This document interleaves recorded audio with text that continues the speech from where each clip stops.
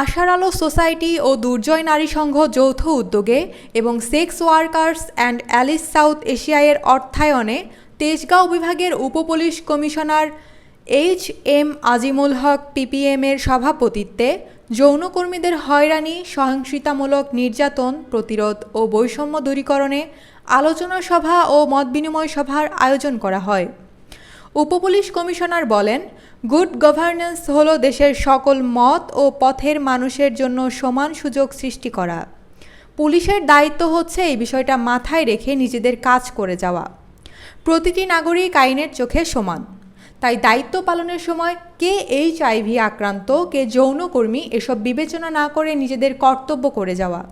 পিএলএইচআইভি নেটওয়ার্কের সাধারণ সম্পাদক হাফিজউদ্দিন মুন্না বলেন, এই কাজটা হচ্ছে গিয়ে মানে আপনাদের কাছে বা এই ধরনের ইয়েটা আমরা আপনাদের কাছে প্রত্যাশা করি এবং আমরা চেষ্টা করি, আমরা বিশ্বাস করি আমরা সবাই মিলে যদি হচ্ছে গিয়ে আজকে এইচআইভি নির্মূল এবং এই যে মানে মানুষের প্রতি যে সহানুভূতি বা বৈষম্য দূরীকরণের কাজ করি, আপনাদের জায়গা থেকে আপনারা কাজ করবেন, আমরা আমাদের জায়গা থেকে কাজ করব।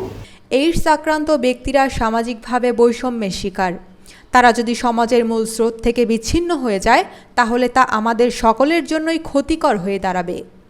সচেতন হিজড়া অধিকার যুব সংঘের প্রধান নির্বাহী কর্মকর্তা এস শ্রাবন্তী বলেন, হিজড়া জনগোষ্ঠীর সদস্য পরিবার ও সমাজ থেকে বিভিন্ন বিরূপ আচরণের শিকার হয়।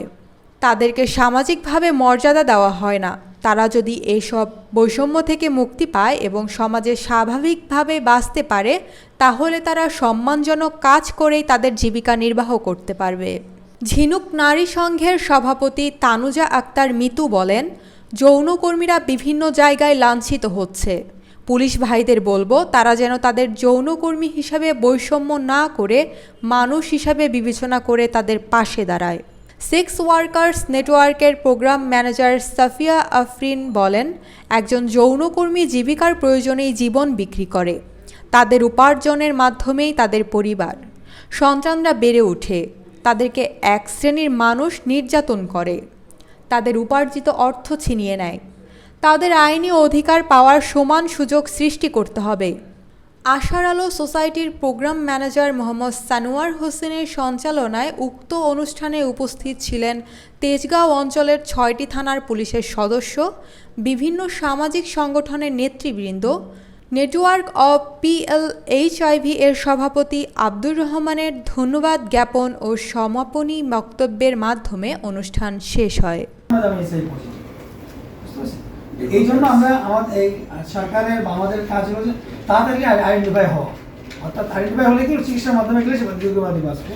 কিন্তু চিকিৎসা যদি না হবে সে কী হবে, সে নিজের রোগ প্রতিরোধ ক্ষমতা কমতে থাকবে, আরও অন্যান্য রোগ বলাই হবে, পাশাপাশি তার ওয়াইফ হতে পারে, তার ওয়াইফের ঘরে বাচ্চা হতে পারে, হ্যাঁ রিস্ক হয়ে যায়, বা অন্য কারোর সাথে মিশলে তারও হতে পারে। এই যে কারণগুলো ছড়ায় আপনারা জানেন হয়তো, সেই কারণগুলো একটা যে কোনো কারণে হতে পারে, যার জন্য আইডেন্টিফাই হলে যখন সে এআরটির নেওয়া শুরু করে আস্তে আস্তে তার কিন্তু ছড়ানোর ক্ষমতাও কমে আসে। মানে এই হচ্ছে কাজটা। এখন আমরা কি করি, যেটা বলছিলাম, আমরা যেহেতু কাজ করি এখন সরকারের সহযোগী হিসেবে কাজ করি, অর্থাৎ যাতে এআরটিগুলো সঠিকভাবে নেয়। যেমন হসপিটালগুলোতে প্রচুর রাশ থাকে, যখন ওনারা যদি কেউ না আসে আমাদের কাছে বলে অমুক আসে নাই, তখন আমরা তাকে ফলো আপ করি। এই কাজগুলো করা হয়। পাশাপাশি আমরা দেখছি যে আজকে তাদের যে আমরা আগে বলেছি রিডিউস স্টিগমা, ডিসক্রিমিনেশন, হ্যারাসমেন্ট, বিভিন্ন হ্যারাসমেন্টের শিকার প্রতি পদে পদে হয়ে থাকে, ঠিক পরিবার থেকে হয়। একটা পজিটিভ যখন আক্রান্ত হয় প্রথম সে নিজেকে দোষারোপ করে, অর্থাৎ নিজের থেকে নিজে স্টিগমাটাইজ হয়, মনে আমি তো অপরাধ করছি বা অনেক কিছু ভাবে নিজের মধ্যে, তখন অনেক সময় সুইসাইডও করতে পারে, মানসিকভাবে তৈরি হয়ে যায়। সেক্ষেত্রে আমরা ওখানেই কাউন্সিলিংয়ের একটা বড় পার্ট থাকে।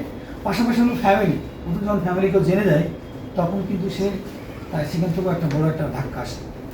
আমরা এও দেখছি যে নিজের ওয়াইফ যার নামে সম্পর্ক করছে সে একসময় চলে গেছে, হ্যাঁ, যেমন সে ব্যাক করছে বাইরে থেকে, এরকম ঘটনা ঘটছে। পাশাপাশি হলো যে আপনার বাবা মা তোকে পড়াইছিলাম টাকা ইনকাম করতে, তুমি খারাপ কাজ করে তুমি এই রোগ বানাইছো, তোমার সাথে সম্পর্ক সবাই তাকে রিপ্লেসমেন্ট করে। হ্যাঁ, এই ধরনের সিচুয়েশন কিন্তু হয়। আসলে যার পরিবার আছে সেই জানে একটা মানুষ কত বড় হ্যারাসমেন্টের শিকার হয়। সেক্ষেত্রে আমরা ওইগুলোতে কাজ করি বেশিরভাগ ক্ষেত্রে। তার মানসিক কীভাবে আমরা যখনই এগুলো শুনি সরাসরি তার কাছে যাই, তার পরিবারের কাছে যাই, আমরা বোঝানোর চেষ্টা করি এই রোগ স্বাভাবিকতা। স্বাভাবিক অন্য রোগের মতো আমরা কিছু নিয়ম মেনে চললে অন্য Statement. কাউকে হবে না এবং সেই দীর্ঘমেয়াদী বাঁচতে পারে। এইগুলো কিন্তু আমরা ওদেরকে বোঝাই। পাশাপাশি হলো যে আমরা কিছু মিটিং করি এলাকায়, এই যে আপনাদের নাম করতেছি, আমরা এলাকায় বেশি কিছু মিটিং করি, যেমন আইডেন্টিফাই তাকে হিডেন রেখে আমরা কখনোই তার স্ট্যাটাসটা বলি না কোথাও।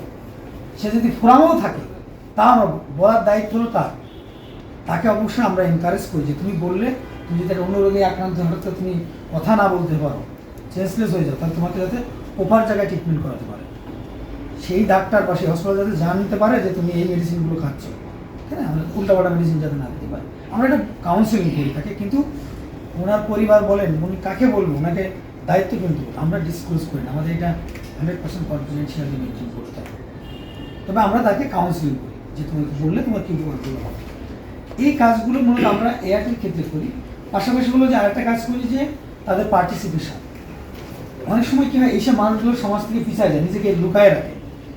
একসময় হয়তো সে সমাজে কথা বলতো, মানে বিভিন্ন অনুষ্ঠানে পার্টিসিপেট করতো, আত্মীয় স্বজনদের প্রোগ্রামে অ্যাটেন্ড করতো, কিন্তু নিজের মনকে ছোট করে ফেলে, মানে নিজে হয় পরিবার দেওয়া হয় বা নিজে হতে পারে। সেই জায়গাতেও আমরা কাজ করি যাতে সে আগের মতো স্বাভাবিক জীবনযাপন করতে পারে। আগে চাকরি করতে পারে, মানে ঘড়ি ঘড়ি এখন ভালো চাকরি করতেছে, শুধু নিয়ম মেনটেন করতে হবে, ওই যে মেডিসিন যেটা এআরটি এটা খেতে হবে। এই কাজগুলো মূলত আমরা করে থাকি।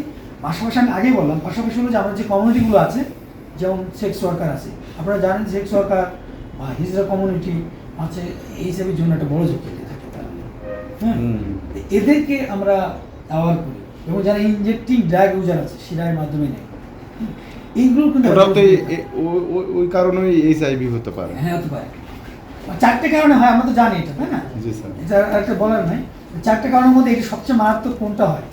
ব্লাড তো খুব কম মানুষই আনা করে, যৌন মিলনের মাধ্যমে বিশেষ হয়, তাই না?